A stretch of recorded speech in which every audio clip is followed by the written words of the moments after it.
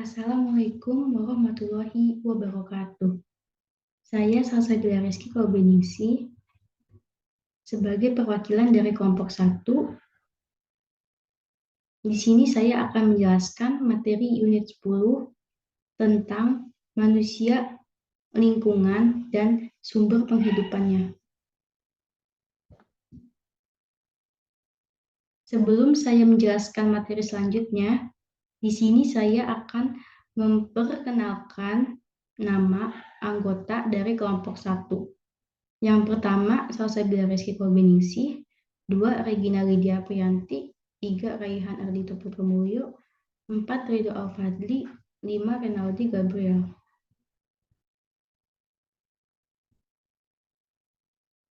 Di sini saya akan menjelaskan materi tentang pengertian manusia dan lingkungan. Manusia adalah makhluk hidup ciptaan Tuhan dengan segala fungsi dan potensinya yang tunduk kepada aturan hukum alam, mengalami kelahiran, pertumbuhan, perkembangan, dan mati, serta terkait berinteraksi dengan alam dan lingkungannya dalam sebuah hubungan timbal balik, baik itu positif maupun negatif. Lingkungan adalah suatu media di mana makhluk hidup tinggal, mencari penghidupannya, dan memiliki karakter serta fungsi yang khas dengan terkait secara timbal balik dengan keberadaan makhluk hidup yang menempatinya, terutama manusia yang memiliki peranan yang lebih kompleks dan real. Korelasi antara manusia dengan lingkungan. Ekologi terdiri atas dua suku kata Yunani, yaitu oikos yang berarti rumah tangga dan logos yang berarti firman atau ilmu. Jadi, secara harfiah, ekologi berarti ilmu kerumah tanggaan. Ilmu ini mirip dengan ekonomi secara harfiah, berarti ilmu dan aturan rumah tangga. Nomos adalah bahasa Yunani yang berarti hukum atau aturan. Memang dalam ekologi banyak terlibat ekonomi dan sebaliknya. Di dalam ekonomi banyak dibicarakan materi ekologi. Meskipun seringkali nama ekologi tidak disebut, kita mengenal beberapa definisi dalam ekologi, yaitu yang pertama, ekologi adalah cabang biologi yang mempelajari hubungan timbal balik manusia dengan lingkungannya. 2. Ekologi adalah studi ilmiah tentang interaksi yang menentukan penyebaran dan kepadatan makhluk hidup. 3. Ekologi adalah biologi lingkungan. Definisi ekologi adalah ilmu yang mempelajari hubungan timbal balik antara manusia dengan lingkungannya. Maka, kita dapat mengambil sudut pandang ekologi untuk membahas kajian manusia dan lingkungan dengan disokong oleh segi kepentingan manusia, yaitu oleh manusia untuk manusia. Pendekatan ini disebut pendekatan antroposentris. Menurut bahasa Yunani, antropos berarti manusia. Ada ilmu yang disebut sosiologi manusia dan ilmu ekologi manusia. Lingkungan hidup manusia. Manusia hidup, tumbuh, dan berkembang dalam lingkungan alam dan sosial budaya. Dalam lingkungan alamnya, manusia hidup dalam sebuah ekosistem sebagai suatu unit atau satuan fungsional dari makhluk-makhluk hidup dengan lingkungannya. Dalam ekosistem terdapat komponen biotik dan abiotik. Komponen biotik pada umumnya merupakan faktor lingkungan yang mempengaruhi makhluk hidup, diantaranya sebagai berikut. Yang pertama, tanah adalah tempat tumbuh bagi tumbuh-tumbuhan, di mana tumbuhan memperoleh bahan-bahan makanan atau mineral untuk memenuhi kebutuhan hidupnya. Tanah juga merupakan tempat tinggal manusia dan hewan. 2. Udara atau gas-gas yang membentuk atmosfer. Oksigen diperlukan untuk bernapas. Gas karbon dioksida diperlukan tumbuhan untuk proses fotosintesis. Termasuk juga gas-gas yang kemudian larut di dalam air yang diperlukan oleh makhluk yang hidup di dalam air. 3. Air sebagai tempat tinggal makhluk hidup yang tinggal di air maupun air yang berbentuk sebagai uap yang menentukan kelembaban dari udara yang pengaruhnya besar bagi banyaknya makhluk hidup yang hidup di darat. Cahaya matahari banyak mempengaruhi keadaan makhluk hidup. Suhu atau temperatur merupakan faktor lingkungan yang pengaruhnya besar terhadap makhluk hidup. Setiap makhluk hidup mempunyai batas-batas pada suhu di mana mereka dapat tetap hidup. 6. Komponen biotik. Di antaranya ada produsen, konsumen, dan pengurai. Produsen adalah kelompok makhluk hidup yang dapat menghasilkan makanan dari zat-zat anorganik. Produsen umumnya adalah makhluk hidup yang dapat melakukan proses fotosintesis. Termasuk ke dalam kelompok ini adalah tumbuhan yang memiliki klorofil. Konsumen adalah kelompok makhluk hidup yang menggunakan atau makan zat-zat organik atau makanan yang dibuat oleh produsen.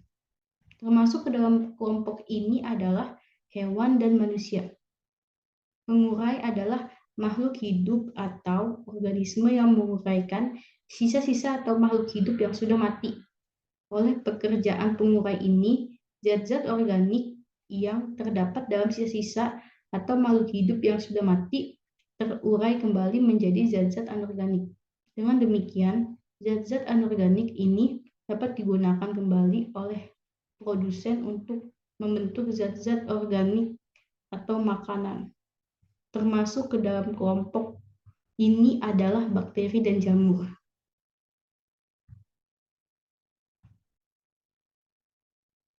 Lingkungan hidup manusia. Faktor-faktor lingkungan hidup manusia yaitu yang pertama, rantai makanan. Adalah siklus makanan antara produsen, konsumen, dan pengurai, baik di darat, laut, dan udara. 2. Habitat di mana setiap jenis makhluk hidup memiliki tempat hidup dengan keadaan tertentu. 3. Populasi. Menurut batasan dalam ekologi, populasi adalah jumlah yang seluruh individu dari jenis spesies yang sama pada suatu tempat atau daerah tertentu dalam suatu waktu tertentu. Adapun faktor-faktor menentukan besarnya populasi yaitu kelahiran menambah besarnya populasi, kematian mengurangi populasi, perpindahan keluar mengurangi populasi, sedangkan perpindahan ke dalam menambah populasi. 4.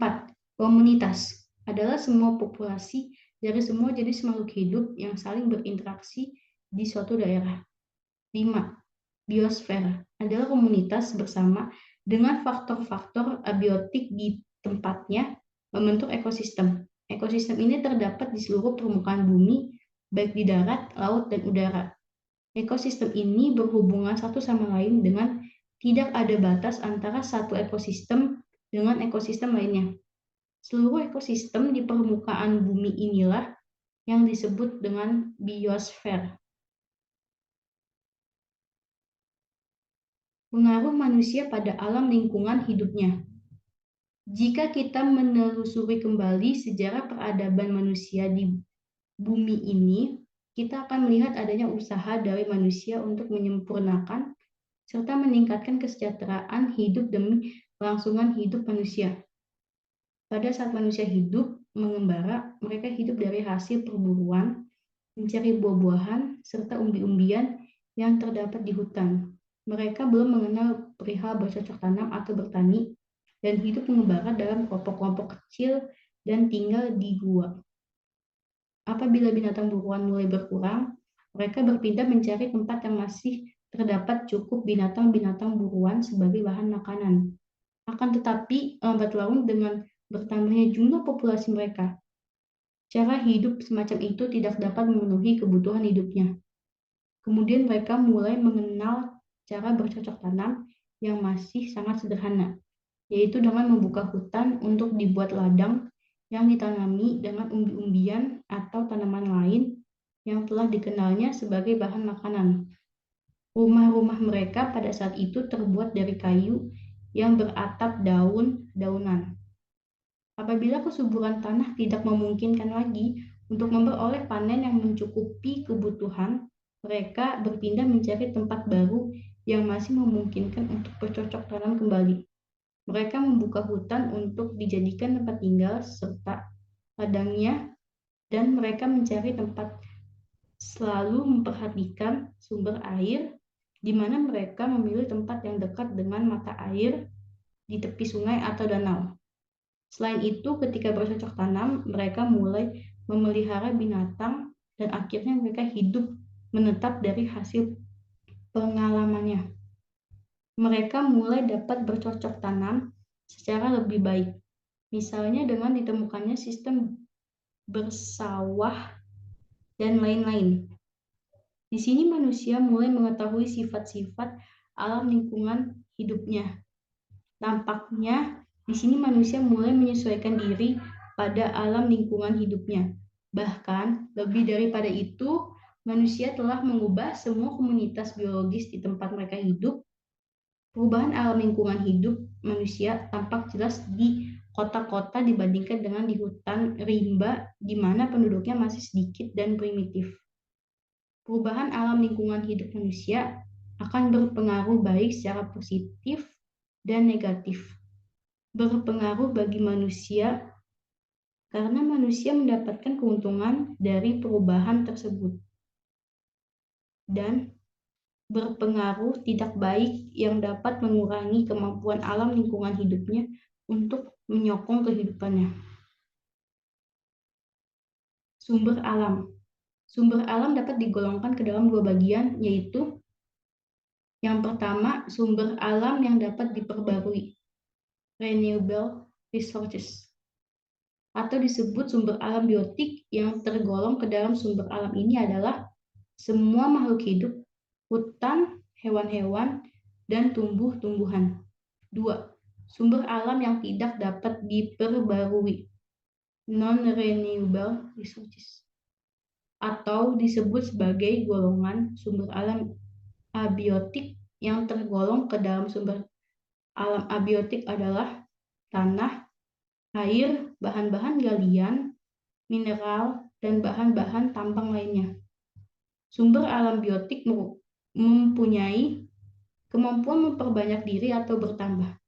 Misalnya, tumbuhan dapat berkembang biak dengan biji atau spora, dan hewan dapat menghasilkan keturunan dengan bertelur atau melahirkan. Oleh karena itu, sumber daya alam tersebut dikatakan sebagai sumber daya alam yang masih dapat diperbarui. Lain halnya dengan sumber daya alam abiotik yang tidak dapat memperbarui dirinya. Apabila sumber minyak, batu bara, atau bahan-bahan lainnya telah habis digunakan manusia, maka habislah bahan-bahan tambang tersebut. Memang benar, di dalam bumi ini masih terjadi pembentukan bahan-bahan tersebut. Namun, pembentukannya sangat lambat, sehingga apa yang dibentuk berabad-abad lamanya hanya dapat mengimbangi apa yang kita gunakan selama 1 tahun. Bahkan kemungkinan kurang dari itu. Tentunya semua ini tergantung pada cara-cara manusia menggunakan kedua jenis sumber alam tersebut. Sumber alam biotik dapat terus digunakan atau dimanfaatkan oleh manusia apabila manusia menggunakannya secara bijaksana. Bijaksana dalam penggunaan berarti memperhatikan siklus hidup sumber alam tersebut dan diusahakan jangan sampai sumber alam itu musnah. Sebab sekali suatu jenis spesies di bumi musnah, jangan berharap bahwa jenis tersebut dapat muncul kembali. Manusia harus menggunakan sumber daya biotik dan abiotik secara tepat dan bertanggung jawab. Penggunaan sumber-sumber alam. Manusia memandang alam lingkungan dengan berbagai macam kebutuhan dan keinginan. Manusia bersaing dengan spesies lainnya untuk memenuhi kebutuhan hidupnya. Dalam hal ini, manusia memiliki kemampuan lebih besar dibandingkan organisme lainnya, terutama pada penggunaan sumber-sumber lainnya. Berbagai cara telah dilakukan manusia dalam menggunakan sumber-sumber alam berupa tanah, air, fauna, flora, dan bahan-bahan galian. Jenis-jenis sumber alam yaitu yang pertama pertanian dan tanah permukaan atau topsoil mengandung kadar unsur-unsur bahan makanan yang begitu tinggi dan siap digunakan oleh tanaman.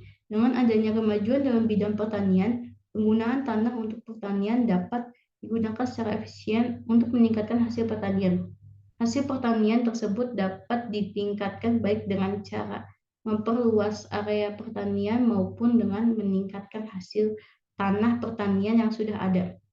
Di beberapa negara yang sedang berkembang seperti Thailand, Burma, Malaysia, dan Indonesia, masih ada kemungkinan memperluas area pertanian, tetapi dalam pelaksanaan sangat lambat karena terbatasnya modal.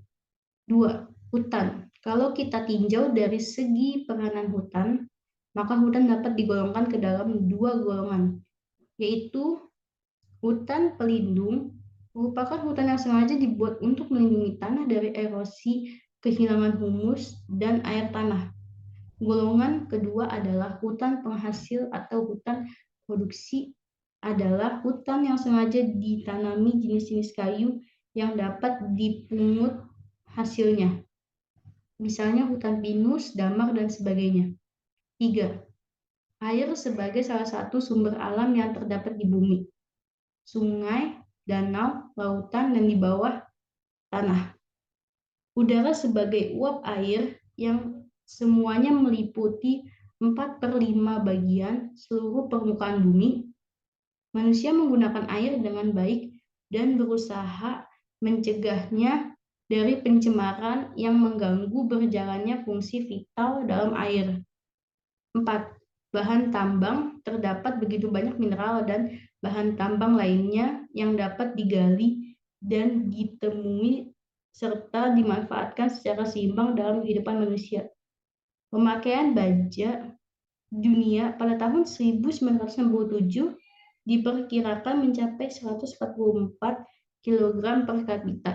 Di Amerika pada tahun yang sama diperkirakan mencapai 568 kg per kapita. Pemakaian ini cenderung akan meningkat terus dan demikian juga dengan bahan tambang lainnya. Maka dari itu kita harus menemukan cara untuk menggunakannya dengan baik dan hemat mungkin, mengingat bahan tambang adalah sumber daya alam yang tidak dapat diperbarui.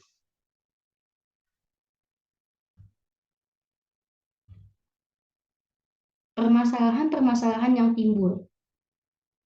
Yang pertama, masalah erosi dan banjir. Erosi merupakan gejala alam dan seringkali disebut sebagai erosi geologi. Peristiwa erosi terjadi secara perlahan-lahan, terutama terjadi dengan bantuan media air di sungai yang mengikis dasar dan tepi sungai. Peristiwa erosi ini dipercepat dengan adanya penggunaan tanah yang tidak tepat oleh manusia. Kita telah menanam tanaman di tempat yang tidak tepat. Sampai saat ini, manusia masih terus menebang hutan yang tidak diimbangi dengan penanaman kembali pohon-pohon yang telah ditebang. Tentu hal ini dapat merugikan bagi lingkungan. 2. Pencemaran lingkungan. 3. Pencemaran tanah. Sampah-sampah industri pertanian yang menggunakan pupuk buatan telah menyebabkan pencemaran tanah. Sampah-sampah tersebut adalah bahan kimia yang apabila terkumpul dalam jumlah tertentu dapat membahayakan kehidupan melalui tanah di mana pohon dapat tumbuh dan berkembang. Bagi hewan dan manusia, jumlah nitrat yang berlebihan merupakan racun. Hal tersebut bisa mengakibatkan sianosis pada anak-anak, yaitu timbulnya kesulitan pernapasan karena terganggunya peranan hemoglobin dalam pengikatan oksigen. Selain itu, DDT merupakan indikasi pencemaran yang berbahaya pada tanah. karena bahan tersebut tidak dapat diuraikan dan dapat meresap masuk ke dalam pohon atau buah hasil penanaman kita, dan hal tersebut dapat mengakibatkan kemandulan pada burung. 4. Pencemaran air. Bahan-bahan pencemaran dapat tercampur dengan air secara langsung dan tidak langsung. Misalkan melalui pembuangan limbah pabrik, terkena pestisida, herbisida, dan insektisida yang digunakan manusia dalam pertanian. 5. Pencemaran suara.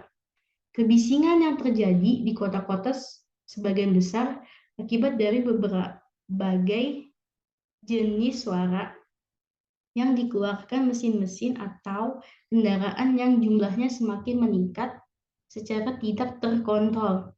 Hal tersebut dalam tingkat tertentu sangat berbahaya bagi manusia karena bisa mengakibatkan ketulian, kebutaan, dan depresi. Manusia dengan lingkungan sosial budaya. Alam semesta yang dikenal manusia baik melalui pengamatan indera langsung maupun dengan menggunakan media teknologi dan kemampuan prediksinya adalah ciptaan Tuhan. Semesta alam termasuk alam yang belum dikenal manusia, serta alam yang ada sekarang ini adalah ciptaan Tuhan. Dalam jagat raya terdapat galaksi atau gugusan-gugusan bintang yang jumlahnya miliaran, dan di setiap galaksi terdapat miliaran bintang. Salah satu dari gugusan bintang itu adalah galaksi Bima Sakti atau Milky Way. Dalam galaksi Bima Sakti ini ada satu bintang yang namanya Matahari yang dikelilingi oleh planet-planet, dan salah satu planetnya adalah planet Bumi untuk tempat tinggal manusia. Evolusi kecerdasan, evolusi teknologi, serta tahap peradaban berkembang terus sejalan dengan daya jelajah manusia, baik dalam bentuk fisikal, terlebih lagi dalam daya cipta dan imajinasinya. Namun tampaknya ruang gerak manusia tetap ada batasnya, sebab sebagai makhluk alam dia tetap tunduk pada hukum alam tersebut. Oleh karena itu, dalam kemajuan teknologi yang dicapai saat ini masih tetap beragam dan respons manusia terhadap lingkungan. Manusia dengan lingkungan sosial budaya.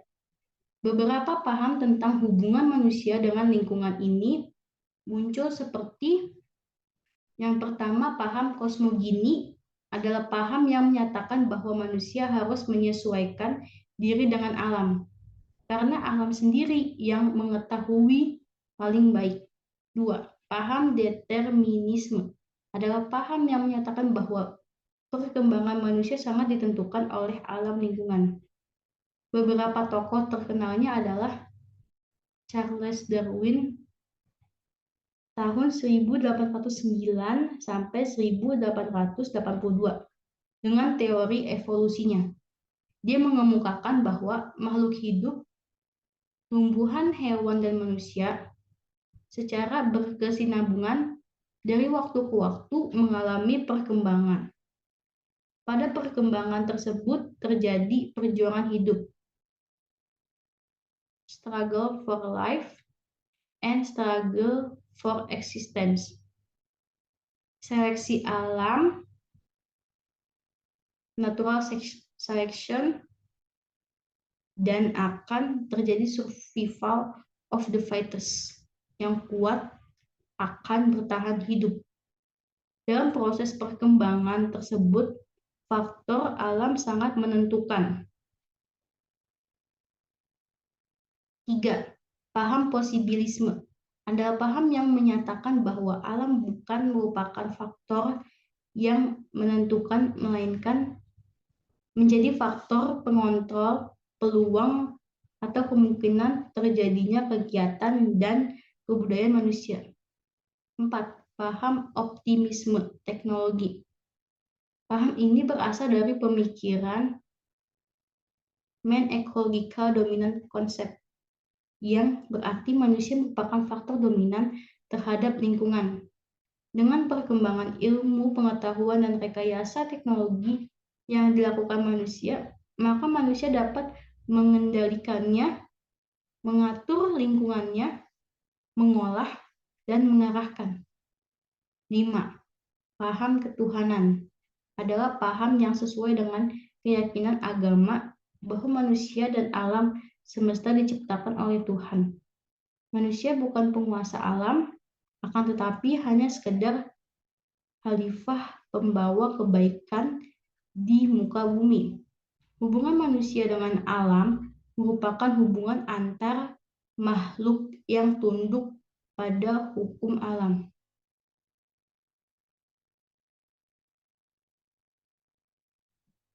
Thank you. Sekian presentasi dari kelompok saya. Kurang lebihnya mohon maaf. Wassalamualaikum warahmatullahi wabarakatuh.